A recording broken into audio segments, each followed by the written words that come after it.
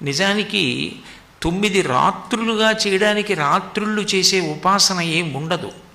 రాత్రి మనం పూజ చేస్తామా, రాత్రి భజన చేస్తామా, రాత్రి జాగరణ చేస్తామా, ఏమీ చెయ్యం. కానీ నవరాత్రి అంటాం. వసంత నవరాత్రులు, గణపతి నవరాత్రులు, శారదా నవరాత్రులు, ఎప్పుడు రాత్రి శబ్దాన్ని ప్రయోగిస్తారు. రాత్రి శబ్దాన్ని ఎందుకు ప్రయోగిస్తారు అంటే, రాత్రి వేళ ఉన్న వస్తువు ఉన్నట్లు కనపడదు.